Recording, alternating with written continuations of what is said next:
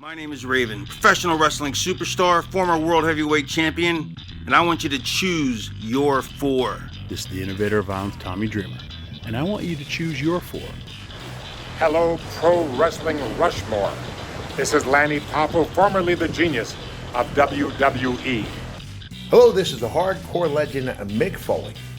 Yes, it is, and I want you to choose your four. It's Pro Wrestling Rushmore. It's Pro Wrestling's Rushmore. This is Pro Wrestling Rushmore. Quote the Raven, nevermore.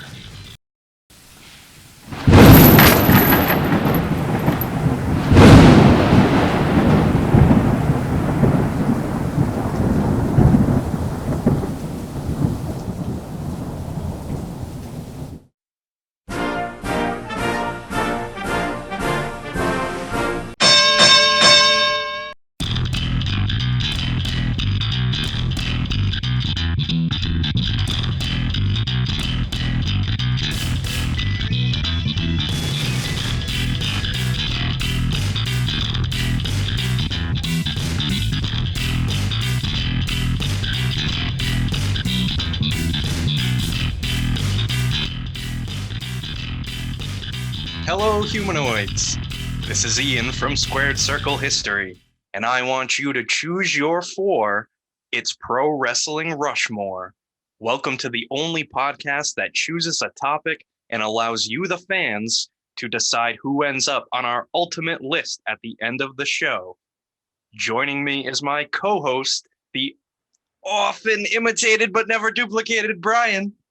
I'm often imitated. Who's imitating me? I'm gonna be like Terry Funk. I'm gonna find who's imitating me.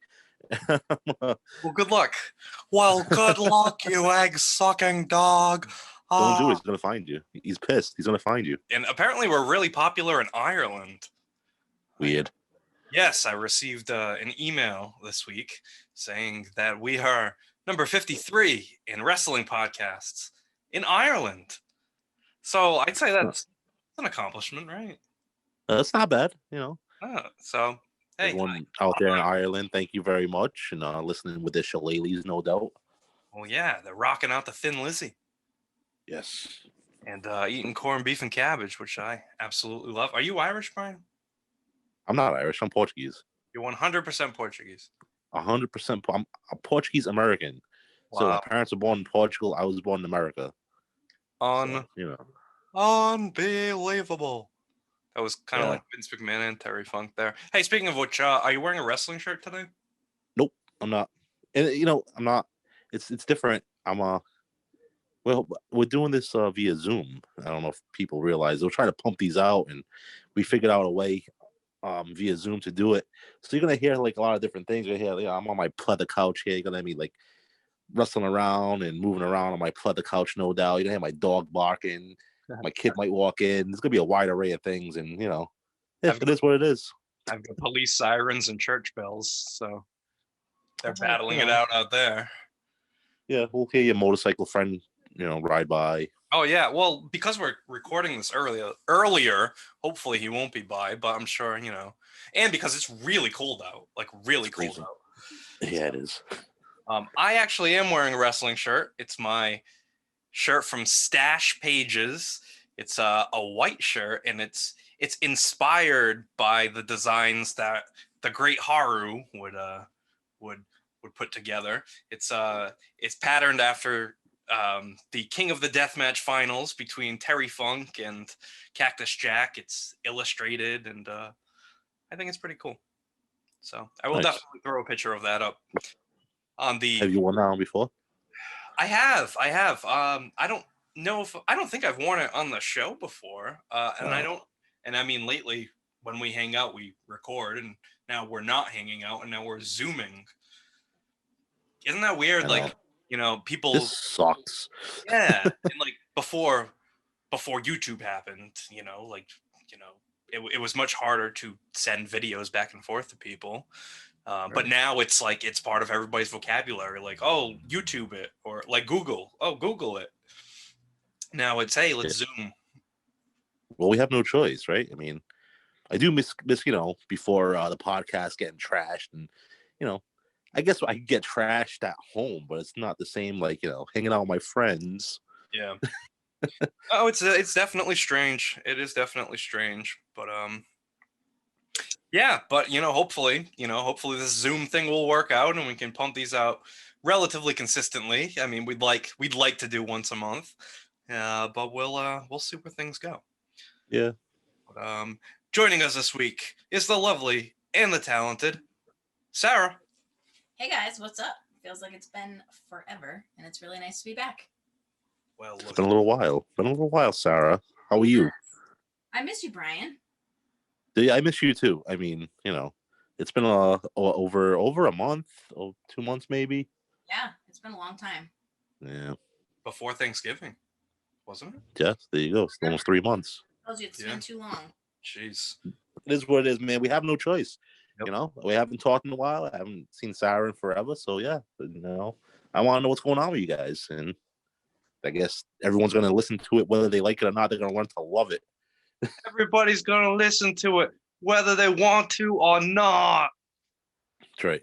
Because we're bizarre. We're bizarre. All right. So with all that said, let's construct our Mount Rushmore of heels. What the hell was that? That was the construction sound.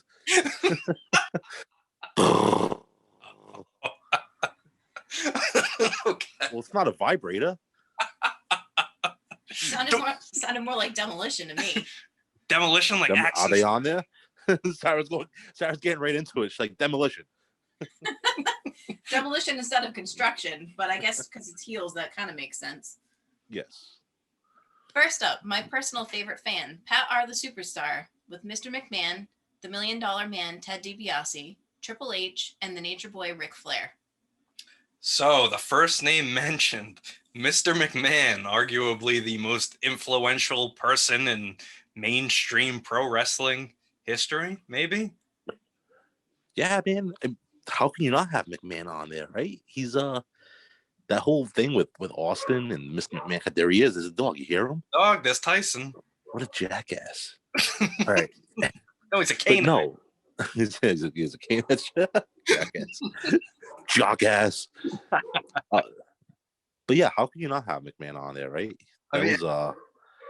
What? Do you want to wait till this dog shuts up and then keep going, or you want me to just keep him in there? I'll keep going. I don't care. No, well, so yeah. So how can you not have McMahon in there? Yeah, I mean, it's kind of funny because all right, Vince McMahon for so long, he was the commentator, and then he took over the company for his dad and was still the commentator. But then when he arguably screwed Bret, or Bret screwed Bret, or the Montreal screw job happened, then he became more of an on-screen character, and he started feuding with Austin. And it's kind of funny because he's like, oh, nobody else can do it, so I'll just do it. Right. But just to clear the record, that whole McMahon and Hart thing, McMahon was actually the face there because, Bret Hart didn't want to do what his boss was telling him to do. Like, the big bitch he is. I just want to point that out for everybody. I'm sure people know that.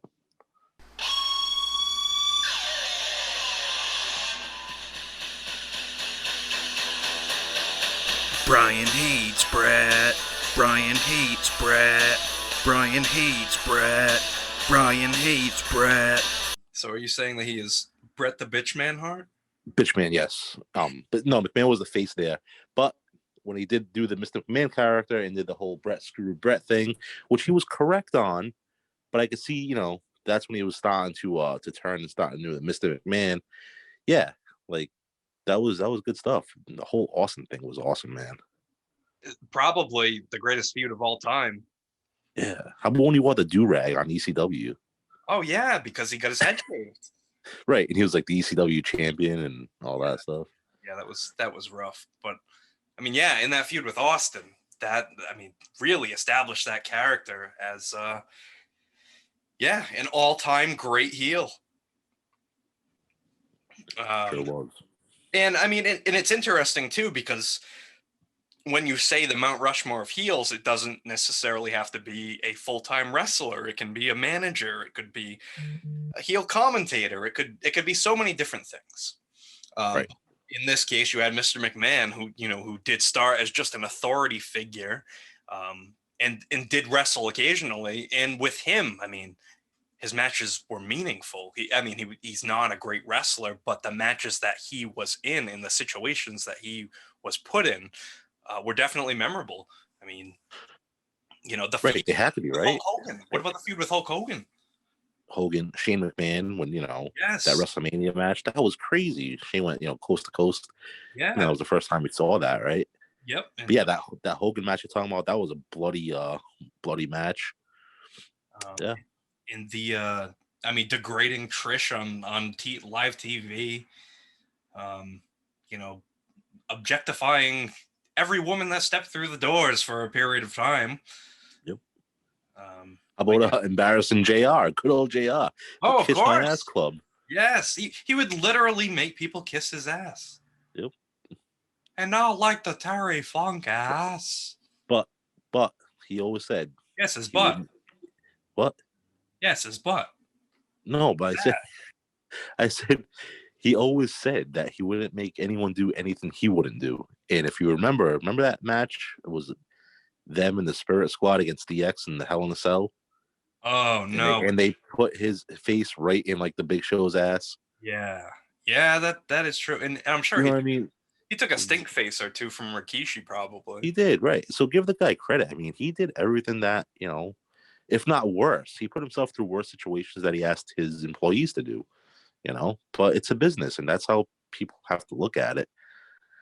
If you are gonna do it, I'm gonna do it. And he has such legendary theme music, and the walk.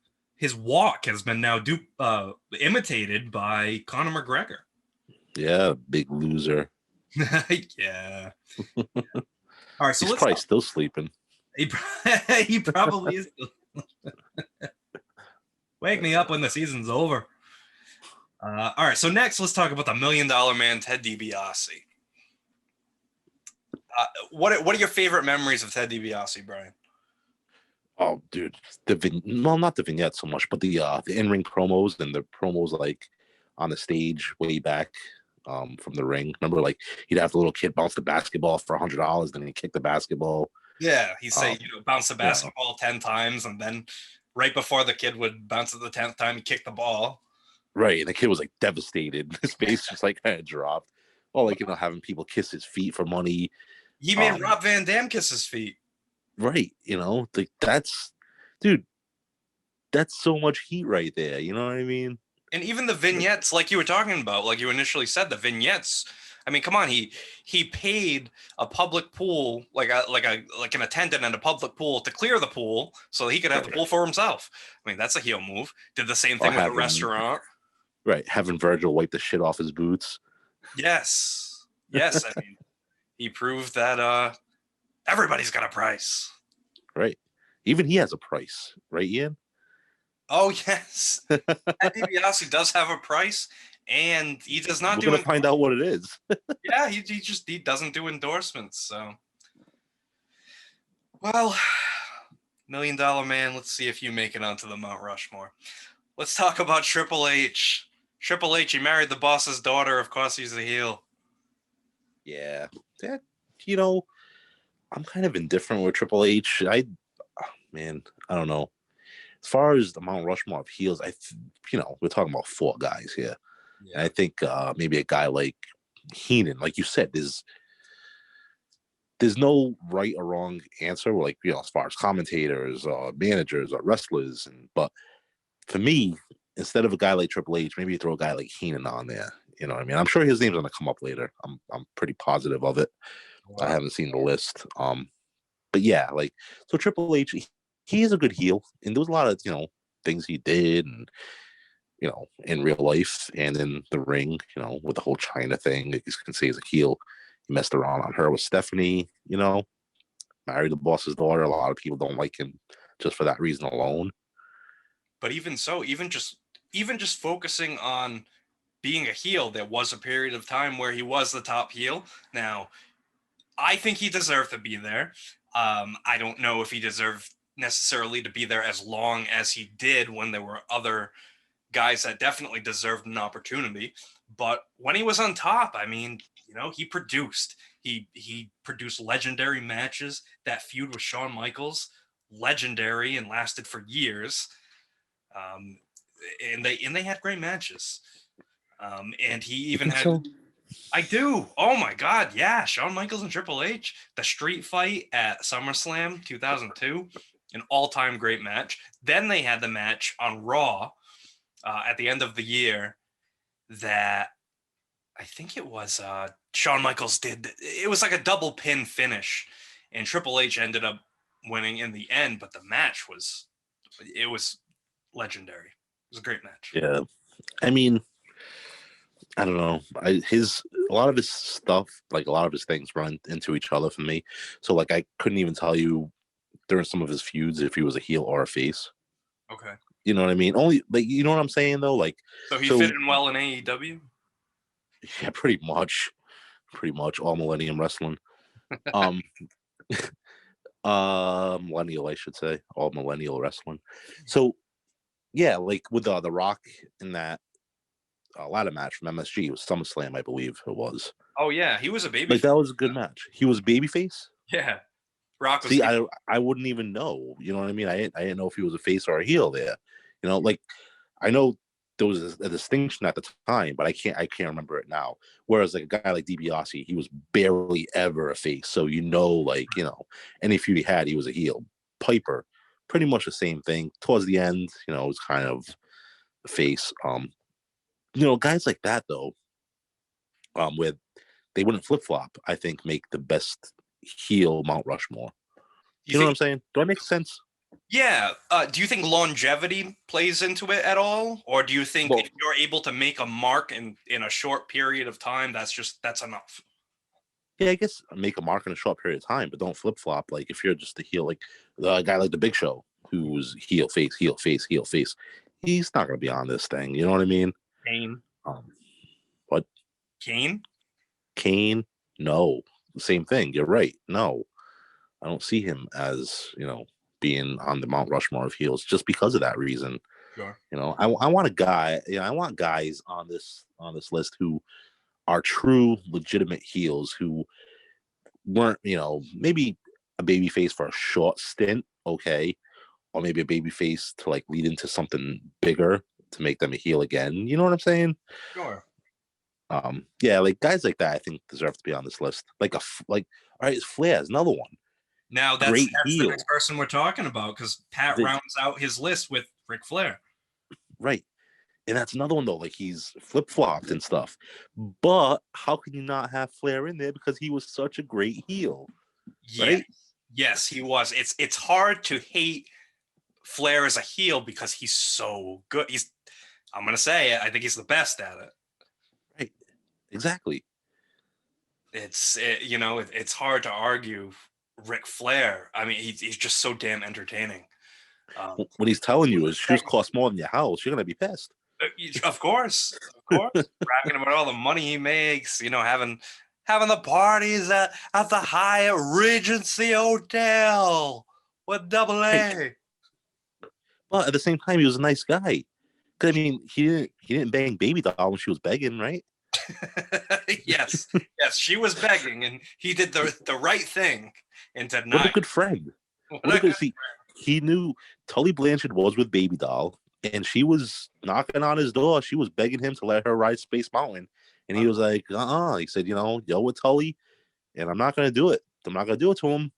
He said, "Rise close, baby doll." He sent her on her way. Get the step in. Isn't it crazy that baby doll? Oh geez, she was with Tully, and then in real life she was with Magnum. But it's just very bizarre. But hey, it's wrestling. Yep, wrestling is bizarre. Yes, as the British Bulldog would say, bizarre. All right, Sarah, who's next? Shep from Shepland votes for Ric Flair, Randy Orton, Scott Hall, and Kevin Nash. All right, so Randy Orton. There's a guy with longevity right there. He's been a heel for decades now. But like you said, occasionally he does flip flop, but he is good at what he does. Yeah, it's the flip flop factor though for me with him. Yeah. But yeah, he is excellent at what he does. But it's just, man, he's been there forever, right? Yeah, I'm sick of seeing his face, to be honest. Yeah. Yeah. I mean, it's been a long time. I mean, I like the fact that he does in a way reinvent his character, and especially now with this whole feud with the Fiend, and now he's burned, and I mean it's something different. It's something different from him. But when he wants to be like a stone cold heel, he can. Yeah, I mean, probably not gonna say no one better because we just said Flair was the best, but he's, yeah, as far as heels go, I could see that definitely. But man, how about a guy like the Honky Tonk Man? Yeah, I don't think he's on here at all. That sucks. But he was like he was a heel. Like there's no way he could have been face. Right, he was never a face, right? I mean, he started as a face, but we all know him as a heel at all times, you know. Of course. And then rounding out Shep's list, we have Scott Hall and Kevin Nash, who, pretty much can just be named together as 2/3 of the original NWO. Yeah, there's a lot of other, like I said before, a lot of other guys for a top four. And nothing wrong with the list. Kevin Nash and Scott Hall were awesome heels in WCW. They changed it. They of course they did. The direction of the company. And I mean, you can... of course, the third person there was Hollywood Hogan, and you can say that he gave them the momentum that they needed. But let's say it wasn't Hogan. Let's say it was just Hall and Nash, and they went in and invaded. And I mean, do you think they could have gotten as over as they did without Hogan? Well, they could have, but I don't know. I think you would have needed that third guy, just storyline wise. And if it was Sting, because I'm sure Hogan's going to be on this list, right? Yes. Okay, so Hogan's going to be on the list. He might even be up there.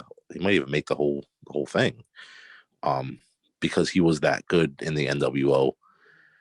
And that's another one who's I love babyface Hogan. That's who I grew up on. You know what I mean? But he was a good heel. And if it was Sting, that was the third guy. Would Sting be on there somewhere? You know what I mean?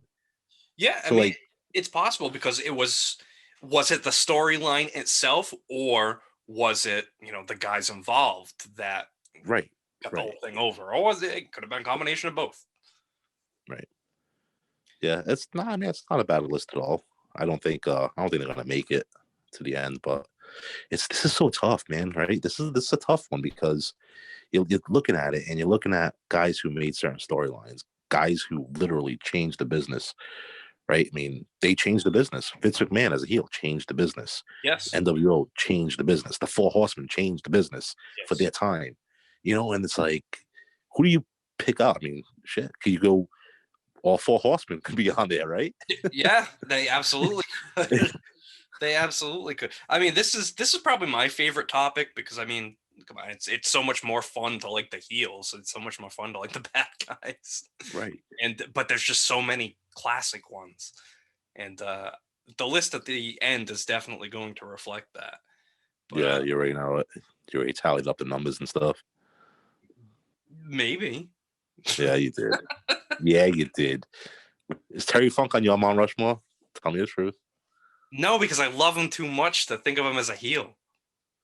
Yeah, but like seriously, like he was an awesome heel, but like when you watch him go crazy, it's just like, oh man, I love that guy. Like he's just like a lovable grandpa who just had a bad day, Oh man. I'm not like this all the time, I swear. But that was the thing with him, was even when he was a heel, he still had the same voice. Right, yeah, of course. You know what I'm gonna do to you? I'm gonna break your neck. No, I'm not gonna break your neck. I'm gonna run you over with my truck. No, I'm gonna brand you. I'm gonna brand you with my branding iron. No, I'm gonna skin you alive. No, I'm Terry Funk. My islands. All right, that's enough picking on Funk. We love Funk. All right, who do we have next, Sarah? Next up is the submission from Mr. X, Roddy Piper, Ted DiBiase, Mr. McMahon, and Bobby Heenan. So our first submission from Mr. X, and he does give us familiar names with Piper, DiBiase, McMahon, but there we go, Bobby the Brain Heenan. We have a manager / commentator on the list, and I guess you can put him kind of in the wrestler category because he did wrestle for a little bit. But I think Bobby Heenan is going to be on both of our Mount Rushmores. Yeah. Is that's a new submission? That's a new submitter, I should say. Yes. Yeah, I like that list, man. I like that list a lot, actually. Yeah, I mean, just looking at it, that's whew. All right. So I'm sitting here thinking about it, and I know you want to talk about this list, but while it's fresh on my mind, how about like another guy's like Jake Roberts, right? Oh yeah. But he was also a face, and he would flip flop back and forth, but he was so good, and that's what I like about that Piper pick. He was kind of the same thing, heel forever. Yeah, you know what I mean. And that's the thing with Piper though, is and that's going back here. I said it. These were names that we had all talked about before, but no, we haven't talked about Roddy Piper yet, and that was pretty much Vince McMahon's original pick for his top heel in his promotion when he was making the World Wrestling Federation global. Right. But yeah, Roddy Piper with Piper's Pit, with the interview segment. I mean, that certainly got him more over as a heel because he had mic time every week on TV. Right. And smashing the coconut over Jimmy Snuka's head, or shaving the Haiti kid's head, kicking Cyndi Lauper. Yeah, bashing that picture frame over Cyndi Lauper's head was the record, the gold record or something like that. Yeah, well, he bashing over her head. No, he smashed that over Lou Albano's head. But he shoved Cyndi Lauper and he kicked her. That works. I mean, it does. And then he went after Mr. T, who was like, an American icon at the time.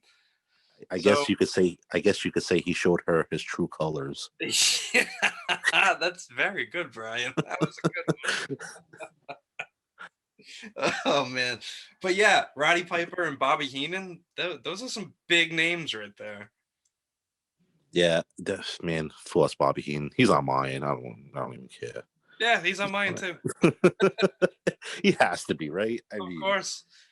All right, so Sarah, who do we have next?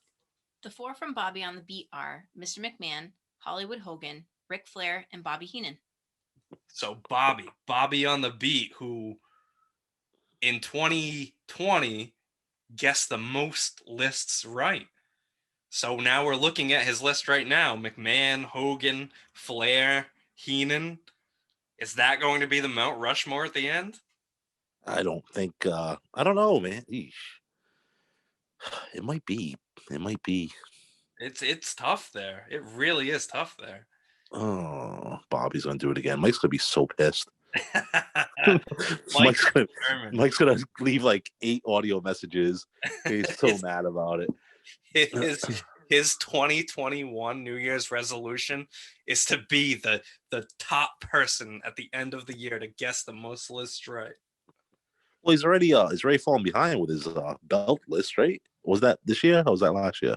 That was last year. That counted. That was last year. Yeah. He was pretty pissed off.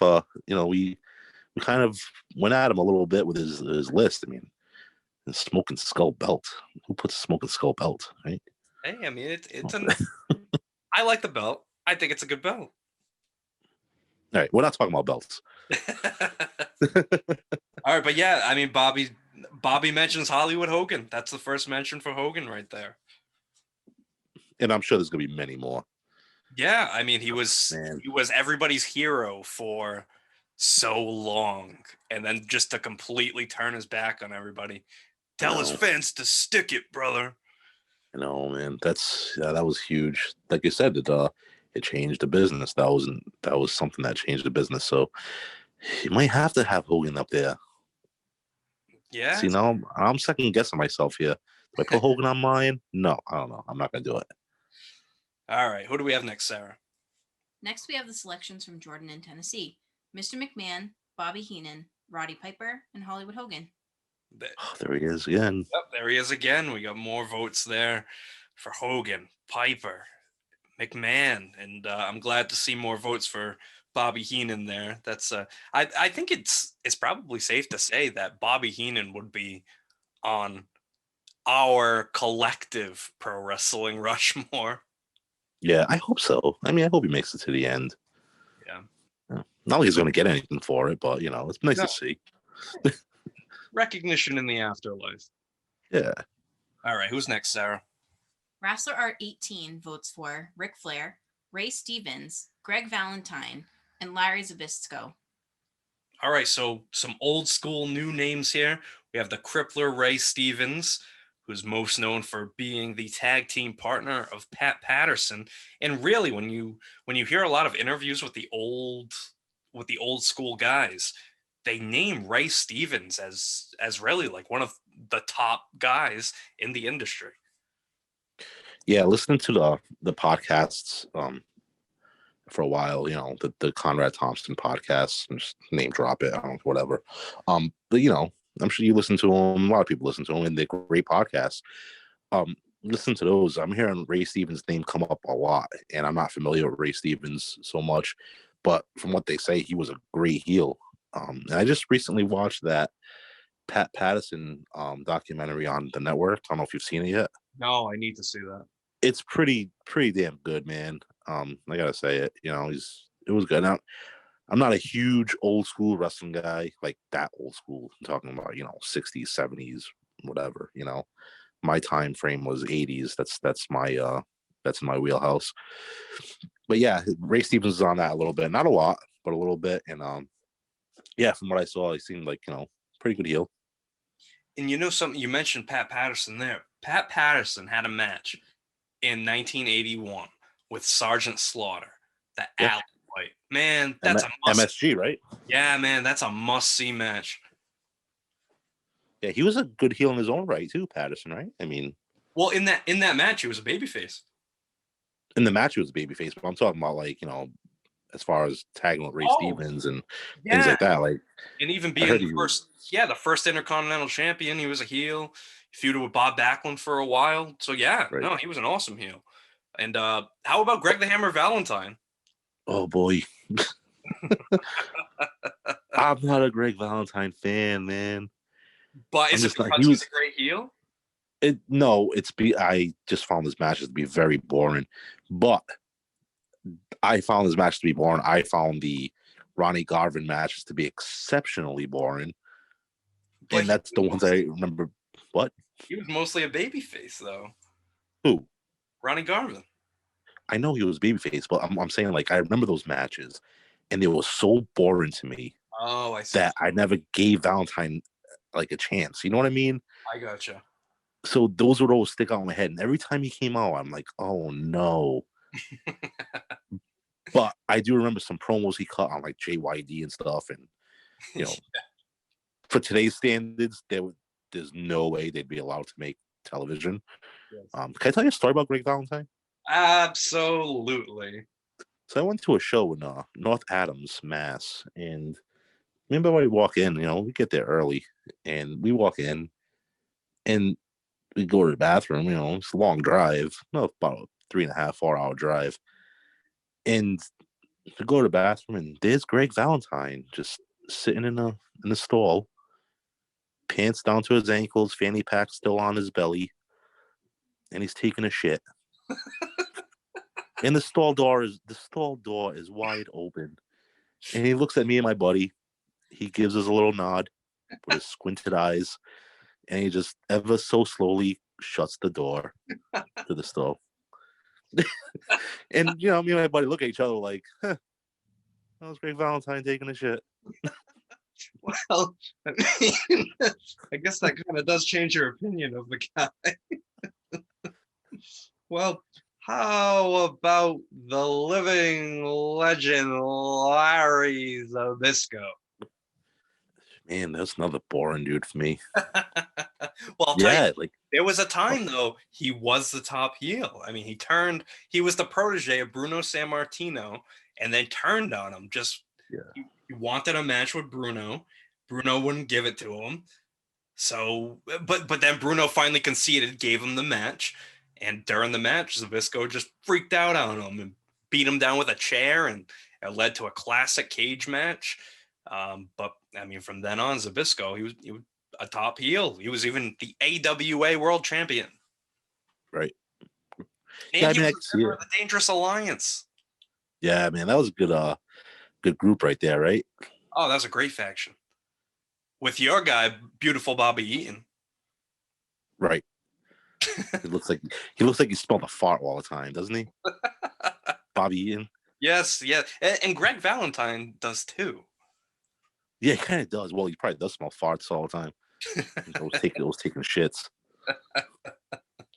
No, Bobby Eaton though, like, yeah, he's I don't know, man. Like, I guess, is he on the list? Anybody's list? Bobby Eaton? Yeah. No. But I mean, he's highly regarded as a great wrestler, or maybe great wrestler. Maybe he'd be on a great like technical wrestler. Sure, but Mount Rushmore of heels? No. Holy.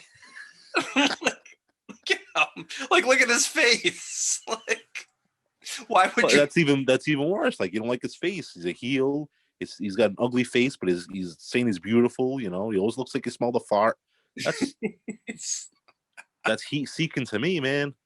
I mean, yeah, sure. I mean, I guess you could say so, but no, it's no. There's no mention of Bobby Eaton on this list, unfortunately. His manager does make it. Does get a few votes, but Paul. Oh no. His original manager. Who? Jim Cornette. All right. Oh yeah, Midnight Express. Yeah. Yeah. All right. Well, we're talking about the Dangerous Alliance. Well, yeah. At the time, I'm kind of all over the place, frantic, worlds colliding. Paul Heyman doesn't make the list though. I don't think anybody voted for Paul Heyman. Dude, that guy was a heel in life in general. He was. He really was. Oh my God, he still owes so many people money. Yeah, and even recently, like I guess he lied to AJ Styles about Gallows and Anderson. And what happened? All right, tell that story because I don't even know that story. Why do they not like each other, AJ Styles and Paul Heyman? So what ended up happening was Vince McMahon apparently had a private meeting with Paul Heyman, and they talked about everybody on the roster and, you know, who should they keep and who should they get rid of. And he told AJ that he said to keep Gallows and Anderson, when in reality, he said to get rid of Gallows and Anderson. So now AJ and him do not speak. But how does AJ know that? Like, did McMahon say, AJ, I gotta talk to you? Like, did he rat him out? Did he, you know what I mean? Somebody did. Somebody ratted him out. Yeah, it's probably Bruce. What say you? All right, Sarah, who's next? Next up are the votes from Hailstorm Wrestling Customs: Mr. McMahon, Bobby Heenan, Jessie the Body Ventura, and Ted DiBiase. All right, so the first name on there, Jessie the Body Ventura. That's a good pick. Yeah, I mean, he was the voice, the heel voice of the company for numerous years. And a good one too, man. Like, he had a good chemistry with McMahon. He had a good chemistry with Gorilla. You know what I mean? Like, he had chemistry with everybody. Jim Ross and WCW. Sure. I thought they were pretty good together. You know what I mean? No, I enjoyed him. I even enjoyed him with Tony Schiavone. Yeah, like, that's a good pick, man. I like that pick. And then him and Adrian Adonis, right? When they were a tag team. Tag team, yep. He had a feud with Tony Atlas. Really? Yeah, and he even had a feud with Hulk Hogan in the AWA. Ivan Putski too. He feuded with. Yeah. You're Yeah. all set. I mean, what is it? I said you're all set with that. What, the AWA with Ivan Putski feud? Yeah. Polish power, man. Polish power. Did you know that? Did you know that they made a TV movie about Jessie Ventura? Did they really? They did. Like, it was right after he became the governor of Minnesota. No shit. Yeah, they even had people play Terry, Tyrell, and Jane. I want to say hello. Say it. I want to say hello to my friends in Minneapolis, Minnesota, Terry, Tyrell, and Jane, watching WrestleMania, Gorilla. Oh man, did they? Did you ever watch his shows there? The what do you call the it? conspiracy shows. Conspiracy theory shows. Yeah. Yeah, no, I did watch them. I thought they were interesting. I thought they were great, man. He made a lot of sense in a lot of them. But it's crazy now because he lives in Mexico. Does he really? Yeah. But maybe he found out so many things that he was just, disenfranchised by the United States. Did he take Terry, Tyrell, and Jane with him? I hope so. We snuck them across the border under blankets in our trunk. No, it's just me, officer. There's no Terry, Tyrell, or Jane on this trip. Sarah, who's next? The next submission comes to us from Rolled Snake Eyes, Ric Flair, Jake the Snake Roberts, Roddy Piper, and Mr. McMahon.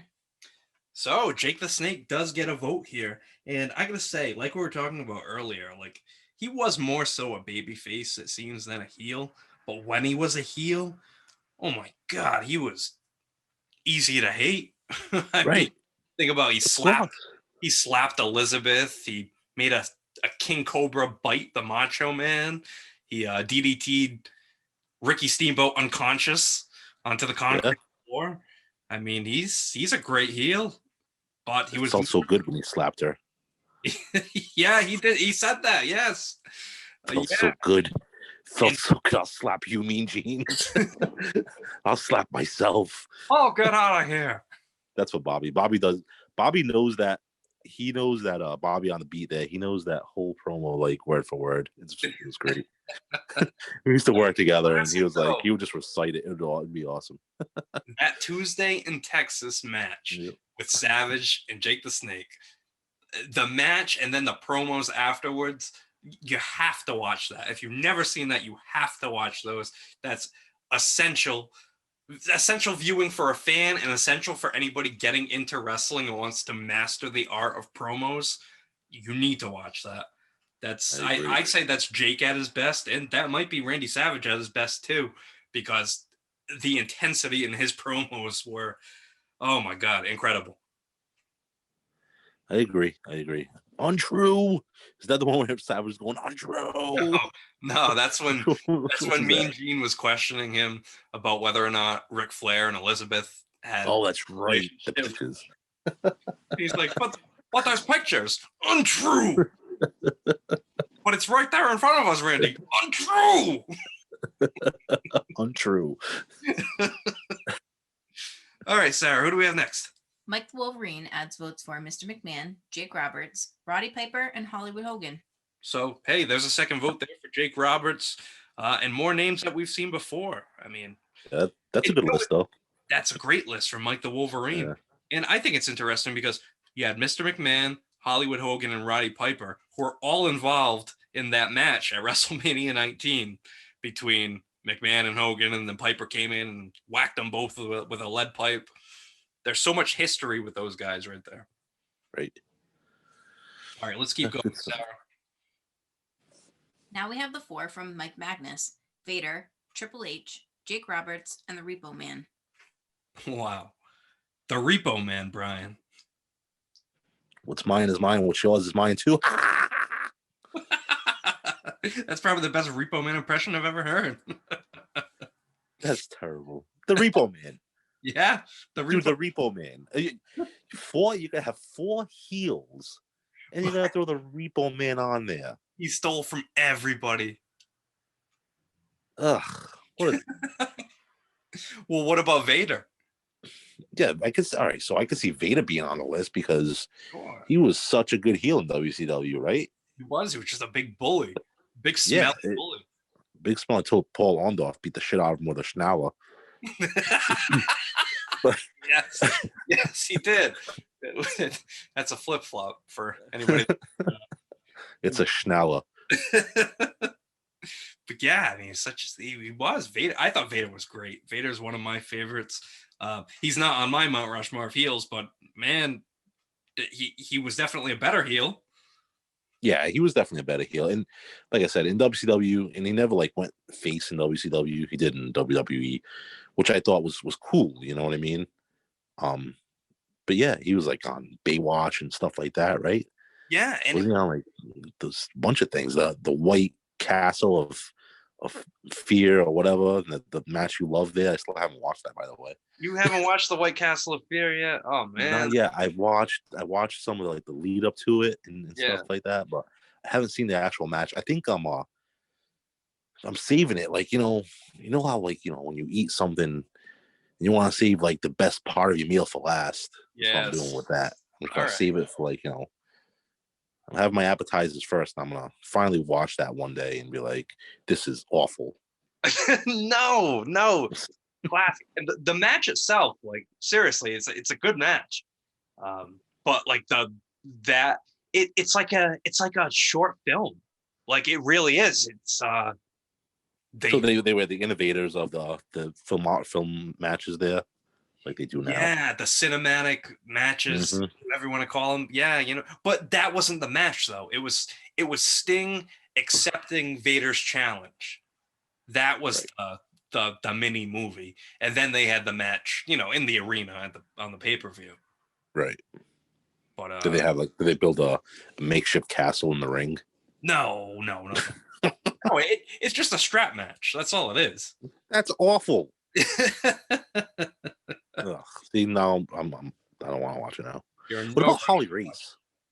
Oh, Harley Race, that's a great pick. Is he on anybody's list? I don't know if he's on anybody's list, to be honest with you. But no, that is. How many times is that guy on the list?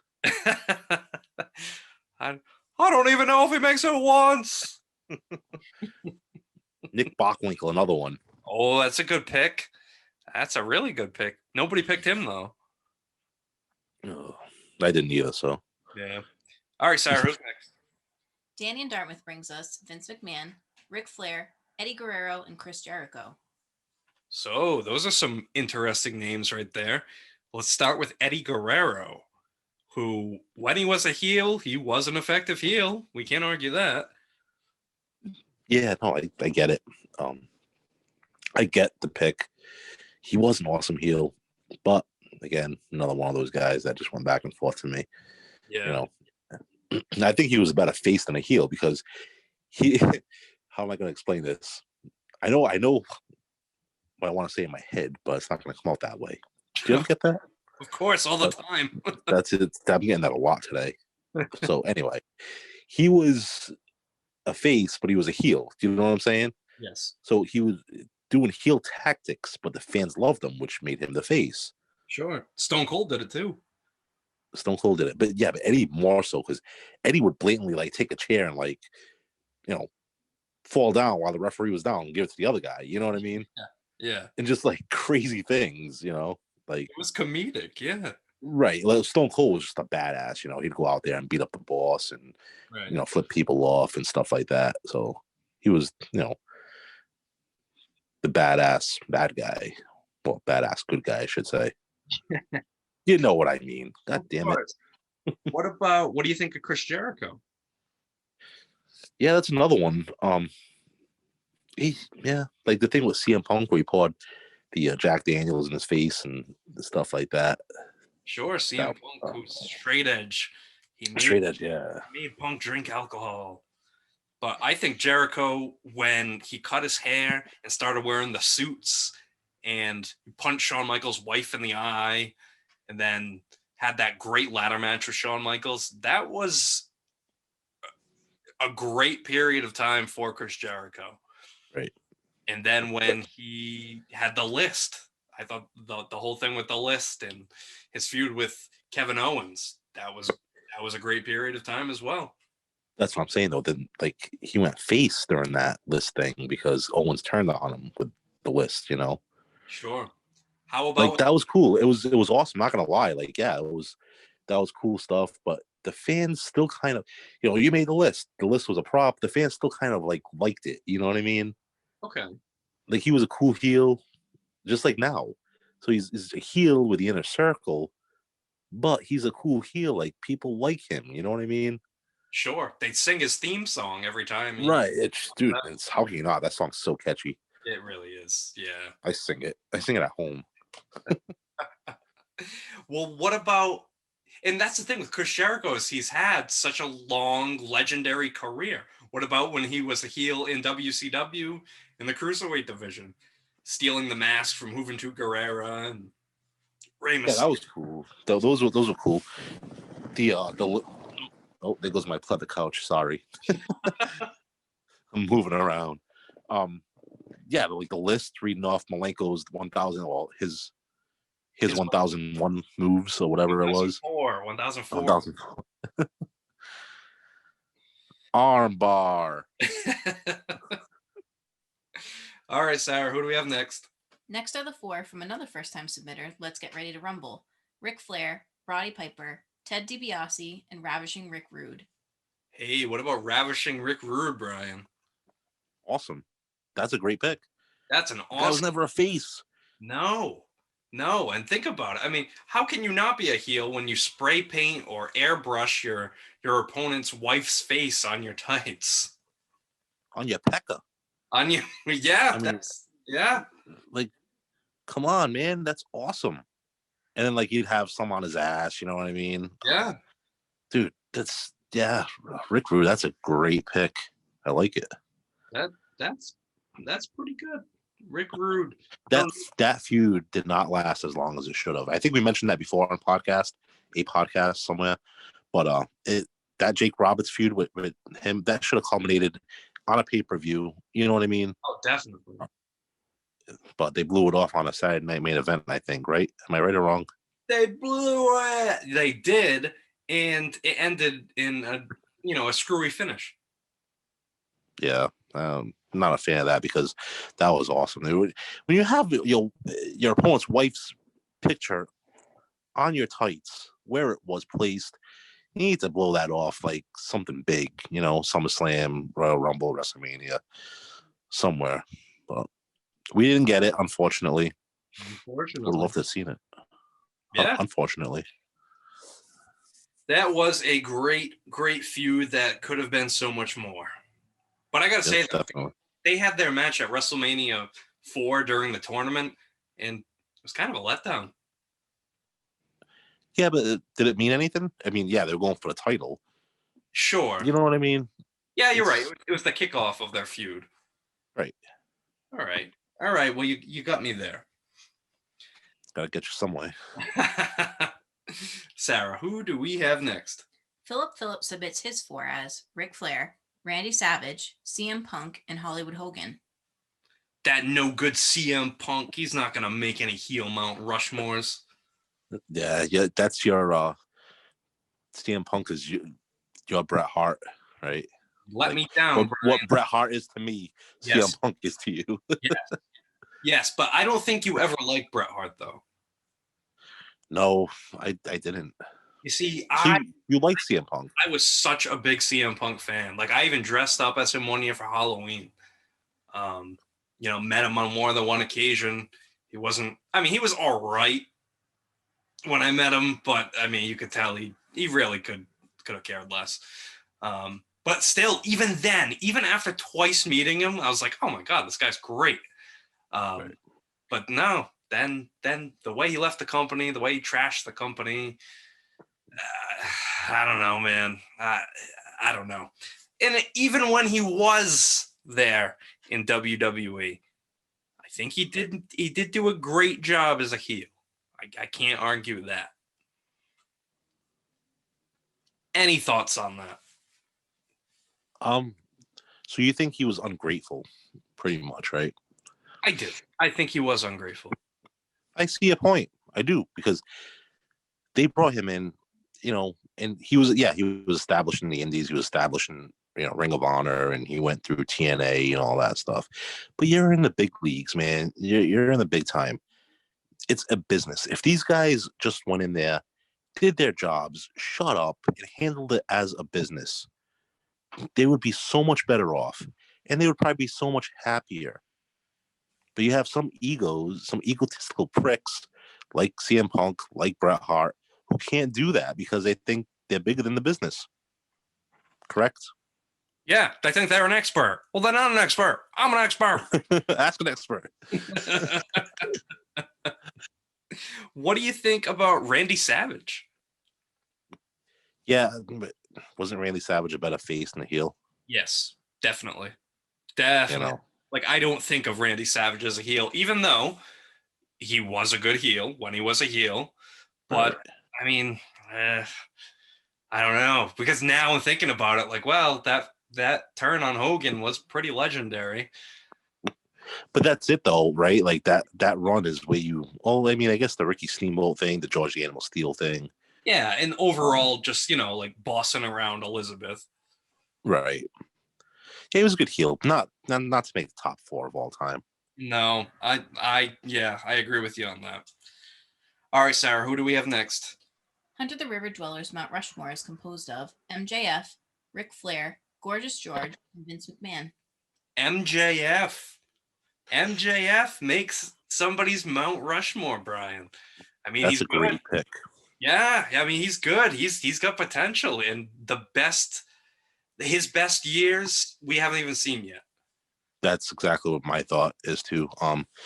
Yeah, I think like given another 5 to 10 years, the way he's going, he'll definitely be on the Mount Rushmore of top heels. Let's see if he can do it in a big time. Let's see if he can make the WWE, and I consider WWE the big time, not AEW. I know AEW is doing big things, and I respect it. And they got some good matches going. You know what I mean? I tune in because I can watch NXT. I can just DVR one and watch the other. So I choose to watch AEW. My kid likes AEW, and he's doing some great things there. But I think if he gets signed to WWE, shows he can do it in a big time, I think he would definitely be up there in the Mount Rushmore down the road. Absolutely. But he's doing great now. I mean, dude, he lives his gimmick, right? Yeah, absolutely. he doesn't hold back. No, he's brutally honest, and I mean that's absolutely an attribute that you need to be an effective heel. Like, you need to be absolutely heartless, careless. You have to be willing to just insult people straight to their face. Right. And you could say that the original heel is a name that's mentioned on here, Gorgeous George, the toast of the coast, the human orchid, the sensation of the nation, bleach blonde hair. What's that? I don't know much about Gorgeous George, so I can't really. But I do know what you're saying. He was the original heel. The original heel, the bleach blonde curls, the big extravagant robes. He would fan himself with peacock feathers. Does this sound familiar at all? That's your boy Dalton Castle, right? Oh, hey, you know what? Yes, Dalton Castle does steal from Gorgeous George a bit now that you mention it. And he would, at the time, the crowds would hate it. They would absolutely hate it because he'd prance around the ring. He'd take bobby pins out of his hair and throw them into the crowd. Right.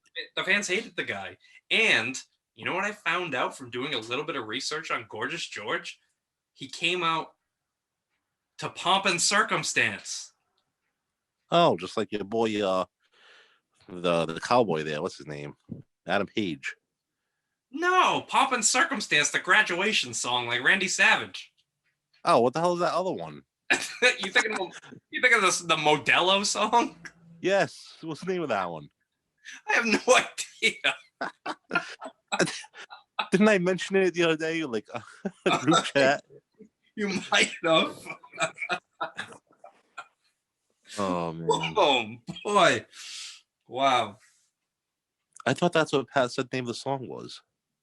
No, it's called Ecstasy of Gold. Really?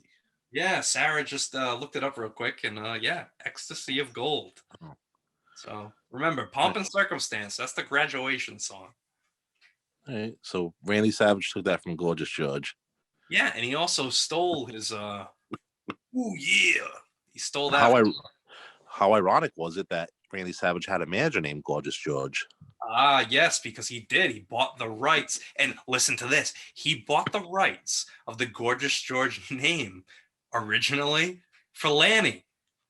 To give Lanny a Really? gift. Lanny was going to be the new Gorgeous George. And Eric Bischoff said, nope. So his new girlfriend became Gorgeous George. Wow. I did not know that. That would have been awesome. Can you imagine Lanny with... And he did. Like, Lanny actually bleached his hair. That's how close they were to doing this gimmick. Damn it. I wish that would have happened. Oh, my God. Prancing to the ring, doing cartwheels. That would have been perfect. Oh, look at me. I'm gorgeous. Randy, it's your brother. I think because of this, I'm gonna play the Lanny Poffo message that he sent us at the end of this show.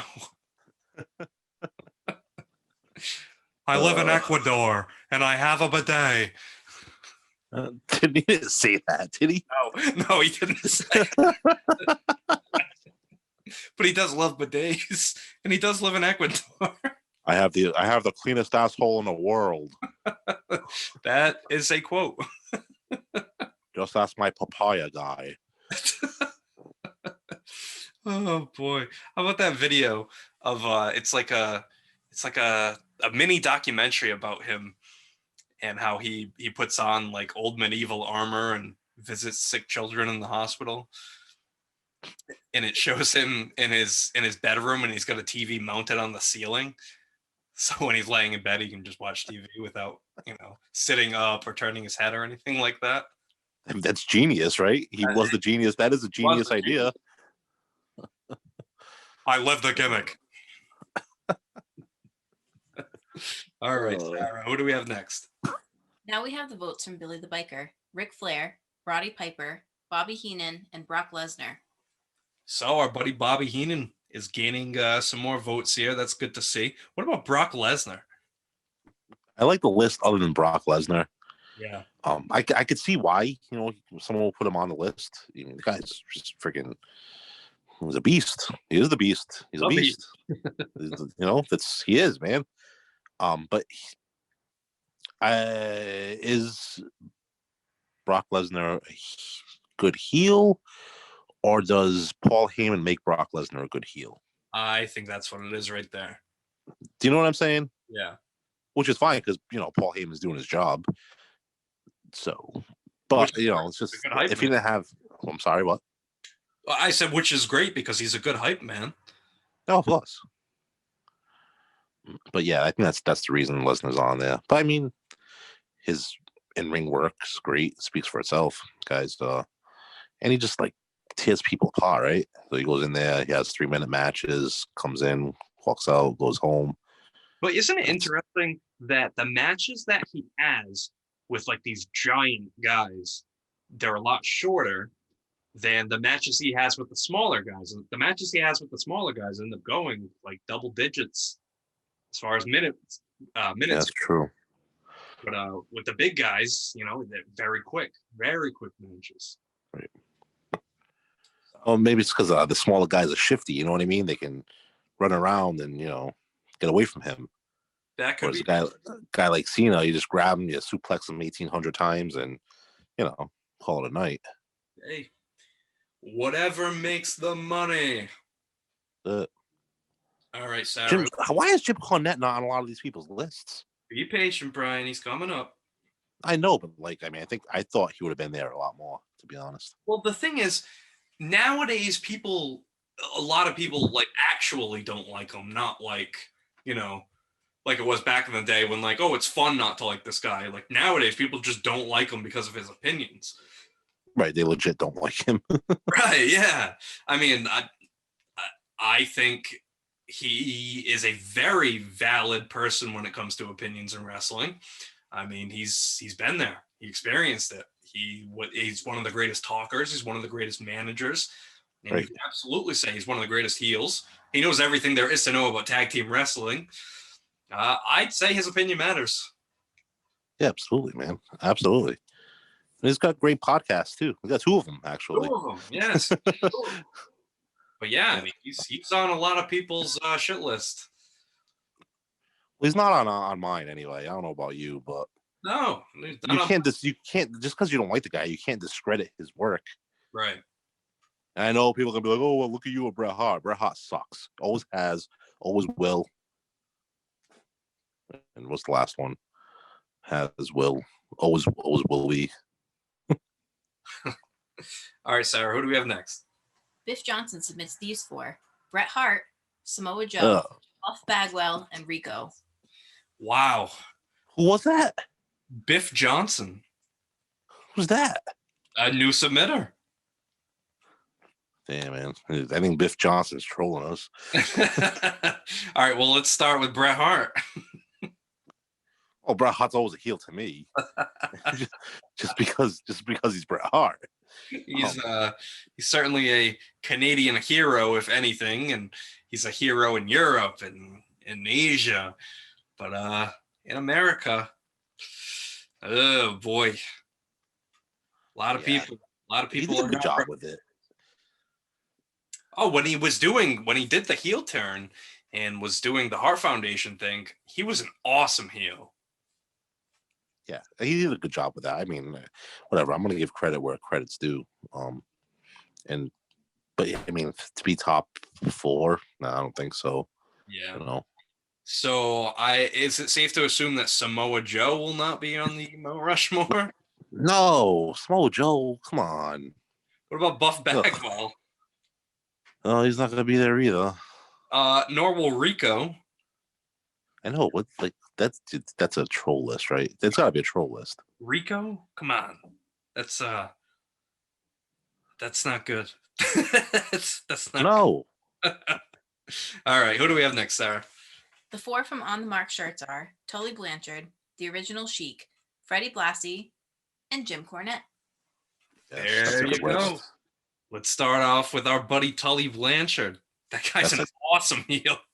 Great list, man. Tully was a great heel, right? I mean, oh my God. Oh, his promos were great. Like, he looked like a jerk. You just look at him. Wow, that guy looks like a jerk. And I mean, from the beginning, I mean, he was in a tag team with Gino Hernandez, and they had a great run as heels in Texas, but then branching out further in Jim Crockett Promotions. I mean, God, Tully Blanchard is definitely top 10 heels. Yeah. I don't know if he's going to make the Mount Rushmore, but he was incredible. You know that firsthand because you went back, right? And you started Jim Crockett from the start, didn't you? I did. Well, I started in 1985 because that's when they really put everything on the line and when, broadcasted globally. But so I started in 1985 and I just finished with 1988 where Ted Turner purchased the company. Oh, wow. So you're already done with it. Yeah. And but you saw all those great promos by Tully and Arn and the Horseman, Dusty. Yep, watched every one of them, and there's no doubt in my mind that was the best time for wrestling as far as intensity, as far as promos.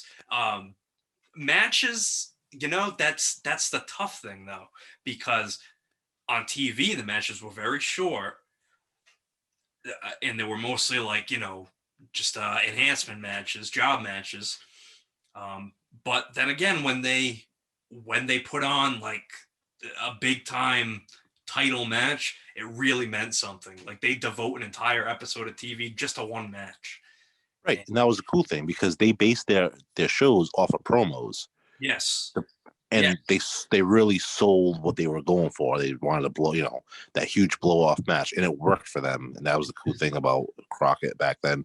So like when you had like an hour match with Tully and Dusty, you know what I mean? Yeah. Like that meant something, man.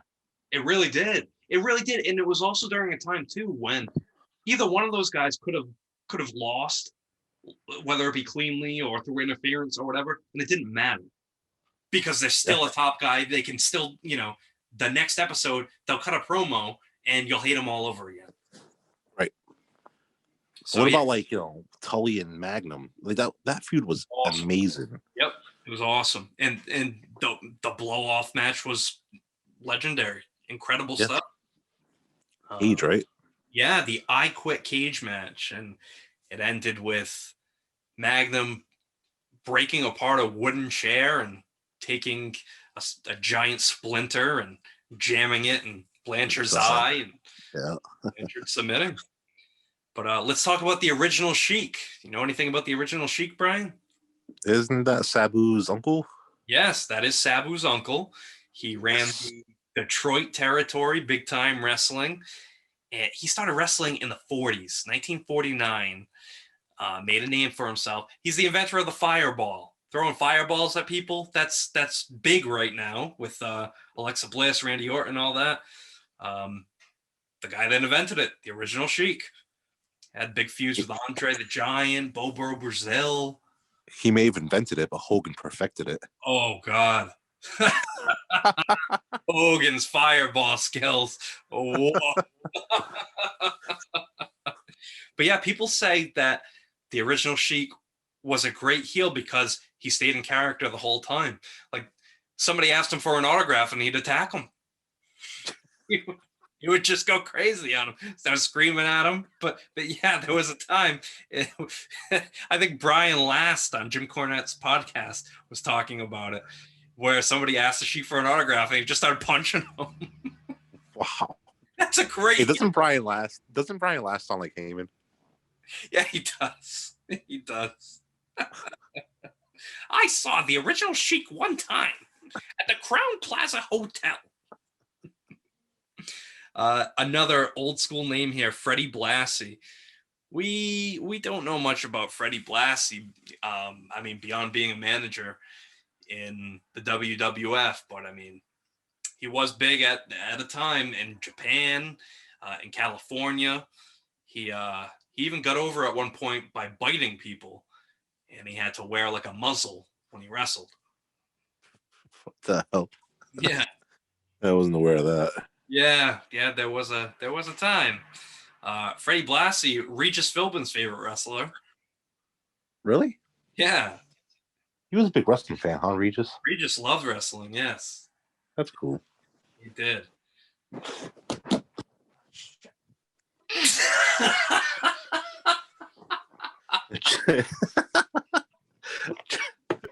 Ah! What happened? I dropped my remote. Oh man! Wow! It sounded like a tornado was pulling your house away. All right, so finally we can talk about Jim Cornette here. No, we already did talk about Jim Cornette, didn't we? I think so, a little bit, but we unofficially go back to it. Well, I think we were talking about when we were talking about Bobby Eaton, right? Oh, that's right. That's right. So yeah, so officially now, Jim Cornette gets a vote. Dude, polyester suits. Polyester tennis racket. Tennis racket. He was talking about, I forgot, I listened to one of his podcasts today, and he was talking about like driving around with someone or someone driving around with him and his mother to shows. So he legitimately had his mother driving him to shows when he was younger. Like that's so awesome. Like what the hell? And oh man, what a great thing I love about Cornette is just his ability, his promo skills were just insane. Just oh my god, dude! Just the words he used, such big words. Blow out, and he would just be rambling like a million words a minute, and it would all make sense. It would all be coherent. Exactly. I could never do that. Oh my god, I wish I had those skills. Like I have to stop and try to think of what I'm gonna say next on this. Never mind, be in front of a live camera and he's just rambling on, and like you said, it's coherent and it all makes sense, and he's like making analogies and things you never even think of. It's like, what the hell? Like he said the other day, because talking about somebody, he was like, that guy couldn't draw money with a green crayon. What the hell? Like, who says that? You know what I mean? Yeah, man. Jim Cornette, man. But he was another guy. He was an entertaining heel. But there was a brief time when they did turn him babyface. And Really? Where? When? yeah, it was in WCW. He was feuding with Paulie. Paulie had brought in the original Midnight Express, the feud with his Midnight Express of Stan Lane and Bobby Eaton. And yeah, the fans chose Cornette over Heyman. And during that feud, they were cheering Cornette. That sucks, huh? Yeah. That's disappointing. Yeah. But I mean, hey, it definitely got Heyman over. Right. All right, Sarah, who do we have next? Publishers votes for these four: Tully Blanchard, Jim Cornette, the Iron Sheik, and Jake Roberts. Wow, look at that. Another vote for Tully, another vote for Jim Cornette. And not the original Sheik, but the Iron Sheik, Baba. Sheiky baby. Sheiky baby, I break your back. That's a great pick right there, Iron Sheik. That is a good pick. I like it. Jeez, I mean, ended the title reign of Bob Backlund, but I got a feeling a lot of people wanted to see that title reign end anyway. He was so boring, wasn't he, too? Another guy, Bob Backlund, so boring. What about so wow, we got another vote. Oh wait, I'm looking at the wrong list there. Okay. So yes, and another vote for Jake the Snake as well. Yeah. I mean, like we said, he was a great promo. Did a lot of great things as a heel with the Warrior. Remember the Trust Me, put the Warrior in there with the snakes and all that stuff. Yeah, made the Warrior sided with the Undertaker. How about that? You know what was cool too was the reception, Randy and Liz's reception, where they started with the whole snake thing with Randy Savage. They opened the gift and the snake popped out. Ruined their wedding was ruined. No, it was done. It was all done, guy. It was all done. Sarah, who do we have next? Next up is the submission from Steve the Savage, Abdullah the Butcher, the original Sheik, Captain Lou Albano, and Roddy Piper. Abdullah the Butcher, according to Gary Hart, the real life boogeyman. What do you think about Abdullah? I never liked Abdullah's matches, really, to be honest with you. No. But I guess so. I mean, the guy was a nutcase, right? Just crazy. Yeah. Absolutely. He would bleed on his way to the ring without even wrestling yet. I know. Weird dude. Mick Foley said that the scars in Abdullah the Butcher's forehead are so deep that he could put quarters in them. That's disgusting. Yeah, from just cutting himself constantly on the forehead. Oh boy. And he's still alive to this day, and even had a famous barbecue restaurant for a while. But Hey, really? yeah, he did. And but I'd say Abdullah the Butcher's a pretty good pick for a heel.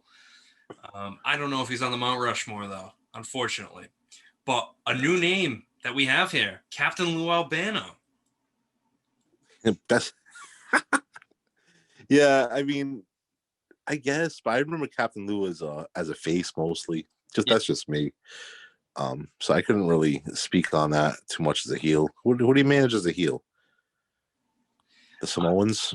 The Samoans. He managed Don Moondogs. Did he manage the Moondogs? Moondogs. He might have managed the Moondogs actually. I know that he managed the Bulldogs as a face, right? As a face, yep. Yeah. He managed Morocco during the feud with Snuka. Right. Yeah.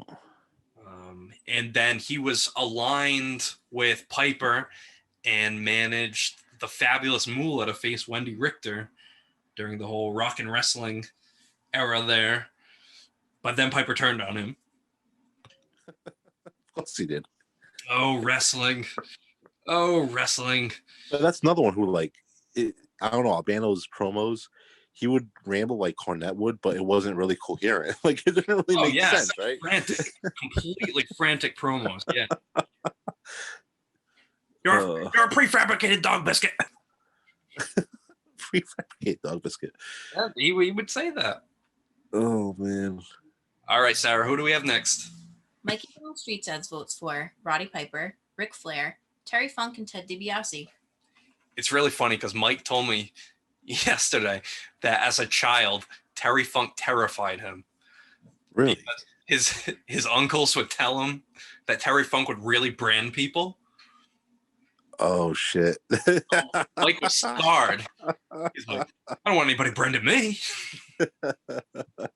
So yeah, I could see that. But then, like, think about it. You know, attacking Jerry Lawler in the studios. I mean, Terry Funk, he was an effective heel. When he attacked Ric Flair, gave him a pile driver on a table.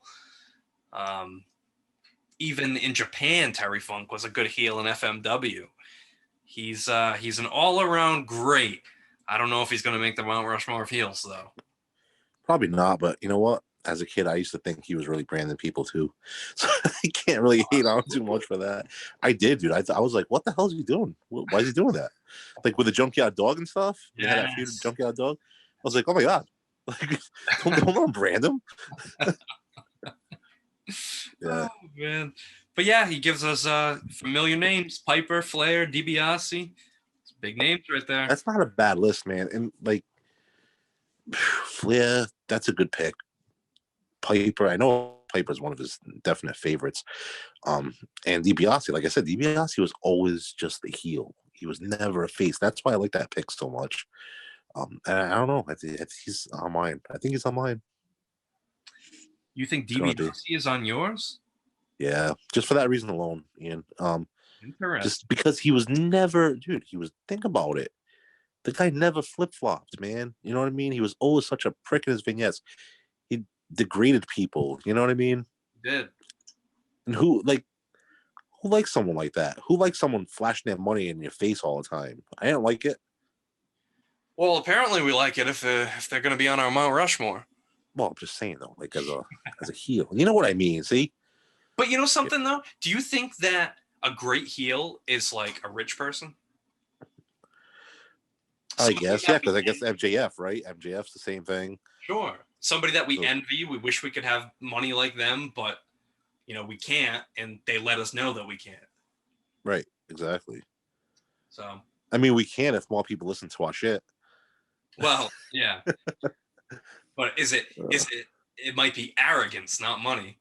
And speaking of arrogance. Yes, Rick Martel. Nobody mentioned.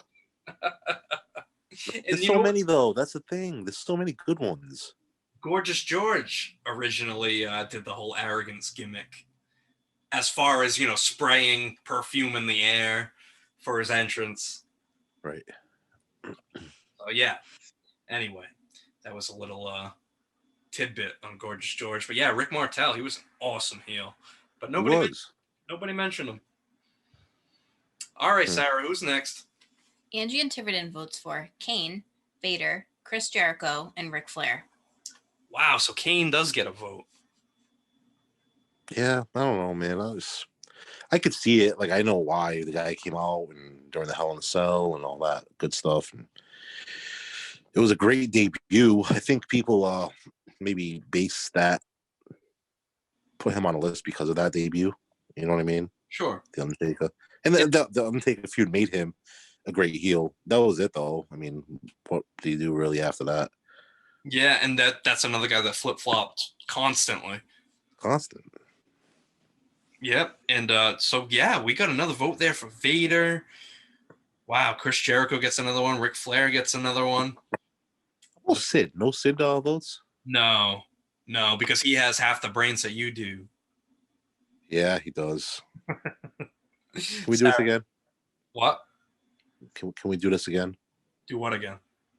You were supposed to say we're live, pal. We're live, pal. Oh, okay. I get it. Oh, boy. Sarah, who's next? Johnny D's 4 are Vince McMahon, Ric Flair, Edge, and Triple H. Ah, that's interesting. A vote here for Edge. Edge. That's the second vote we got on here for Edge. I think Edge was a great heel. I really do. His promos were awesome. The whole thing with Vicky Guerrero was great. The feud with Undertaker was incredible. Edge is an awesome pick. And even the Edge and Christian tag team, they were great heels too. Yeah, that's a good pick. But I don't know, man. Like, was he? I don't know. I'm indifferent to Edge. There was a time that Edge was the best heel in the business, but during that time, he didn't really have that much competition. Right. That's what I mean. So, all right, you nailed it pretty much. You pretty much nailed it. I still love Edge. I think Edge is awesome. How about the Undertaker? Nobody has a vote for the Undertaker. Like, remember when the Undertaker did the American Badass gimmick and he was a heel during it? Yeah, and he made. I thought that was some good shit. It was good. It was finally something that worked for him. That was other than the Dead Man, because when he started with the biker gimmick, it was all right, but then when he was a heel and he was a biker, that's magic right there. Right, like he was like, so you're telling me you're too good to kiss his ass? Yeah. It was Jim Ross, right? It was Jim Ross. Yes. And then he made Tommy Dreamer drink his tobacco spit there. Oh, that's right. Yeah. What about the time when he chained up Hulk Hogan to his motorcycle and then drove around that? Yes, dude. Dragging him around. Oh man. Well, geez, we didn't even talk about the time when he crucified Stephanie and nearly married her with the I remember that. Jeez. Oh, boy. Burned her teddy bear. All right, Sarah. Who do we have next? How many more lists we got? Our last submission this episode is from Steve, Connecticut, Rhode Island. Rickrood, Roddy Piper, Mr. Perfect, and Ric Flair. Hey, our first vote there and our only vote for Mr. Perfect. That's a good pick. That's a great pick. That's a great list. Oh my God. That is a great list. Rude, Piper, Perfect, and Flair. That's incredible right there. I know, man. That is a great list, right? All right. So, Brian, moment of truth. Who is on your Mount Rushmore of heels? All right. You ready for this? Absolutely. I'm going to go Bobby Heenan. Yep. Ted DiBiase. Ooh. And I'm torn with putting the Honky Tonk Man on my list. Wow. I didn't do it. Arn Anderson, dude.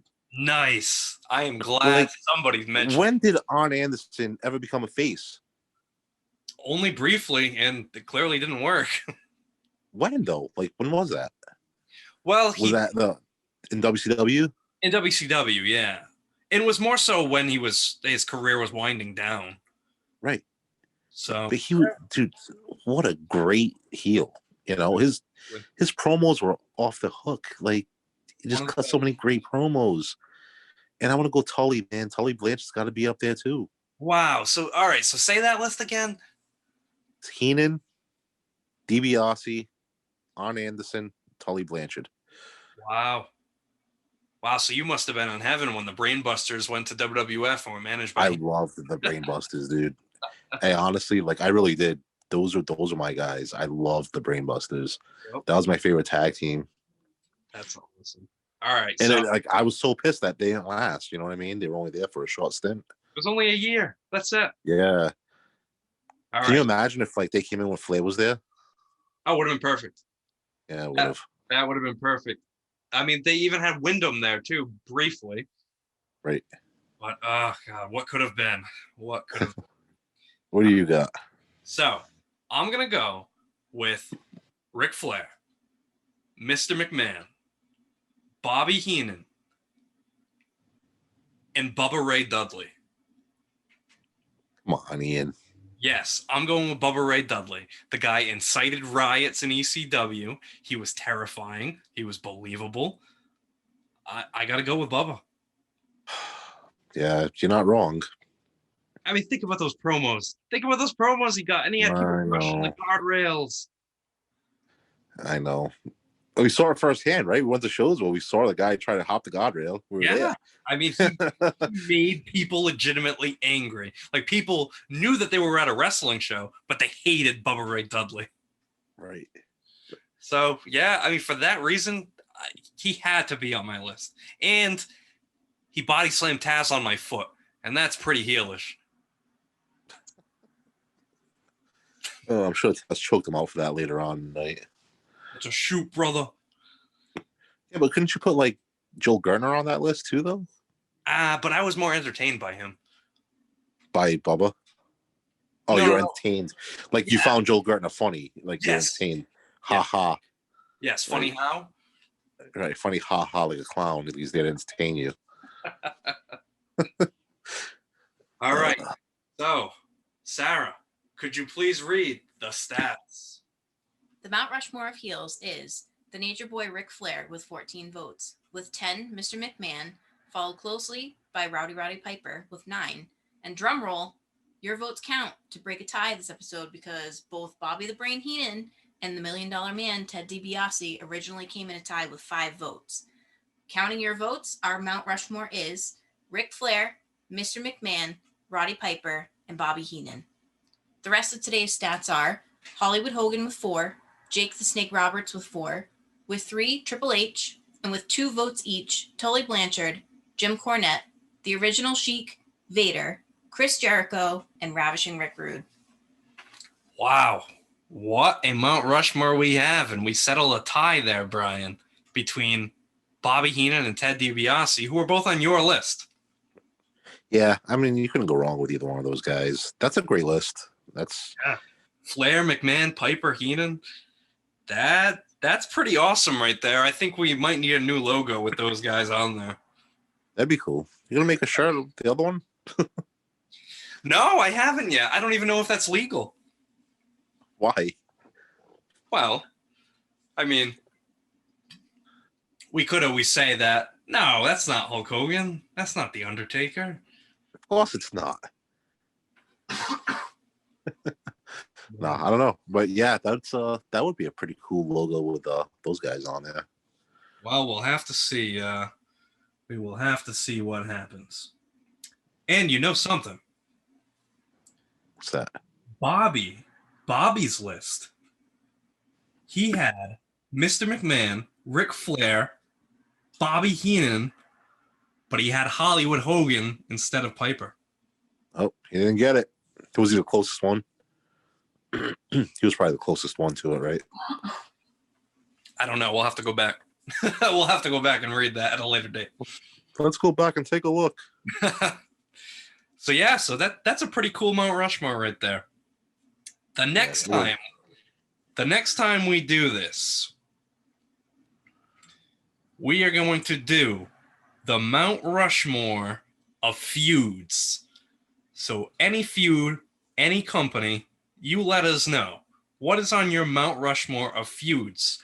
We are also starting to take votes for the Mount Rushmore of WrestleMania moments. And that's going to be a future episode that we will air around WrestleMania time. So you can start voting now, though. We'll start tallying those up. But yes, next time around, the Mount Rushmore of feuds. Do we already have like a bunch of lists compiled for that or no? For feuds? No. Yeah. We don't have any votes for feuds yet, but I did get a few votes already for the WrestleMania moments. Gotcha. I'm looking forward to feuds, man. Yeah, I think that's going to be fun, and that's going to allow us to talk about some pretty awesome stuff. Nice. Hey, you know who didn't get a vote at all? Who? The Fabulous Freebirds. Oh, wow, huh? Yeah, nobody voted for them. Wow. It's because we live up here in the north. I guarantee if it was down south and a lot more people down south voted, there'd be a few Freebird votes. Yeah, you're right about that. All right then. Well, with all that said, for Brian. Oh, it was different podcast tonight. Different, just different all around, man. Doing this via Zoom, and hopefully the audio sounds good and everyone enjoyed it. I hope so. I had a good time. I don't know about you, but everyone have a good night. And for Sara. Till next time. This is Ian saying good night. Hello, Pro Wrestling Rushmore. This is Lanny Poffo, formerly the genius of WWE. And I want to say hello to Ian Mello, Brian, and Sara. And you want to know who is on my personal Rushmore of favorite opponents? I'll give you 4 names right off the top of my head. Number 1, first and foremost, the immortal Hulk Hogan. Number 2, Terry Funk. Number 3, Bob Orton Jr. And number 4, I'll have to think about that. Let it be Harley Race. Because each of these men actually went out of their way to make the genius look good, and I appreciate that more than you can ever know, especially when I think back on the fact that I am going to be 66 December 28th. It means a lot to me that these men came into my life and made the genius look good. And of course, Hulk Hogan did something even more special, and the genius was victorious against the mighty Hulkster, and the World Wrestling Federation fell. For 1 billion Hulkamaniacs who live and die for Hogan saw the genius was triumphant at the bell. They saw their hulking hero as he wallowed in self-pity, like the victim of a somewhat heinous crime. And now he has a partner even stupider than he is, so I'm sure he'll be the loser one more time. Mr. Perfect, you're the man who's never wrong. Can you prophesize what we're about to do? By the power of the genius and the world's smartest man, I'll rely on my incredible IQ. Thank you, Ian Mello, and good luck with your Pro Wrestling Rushmore podcast. Hello, Brian, Sara, and Ian. Good luck to you. God bless. Thank you.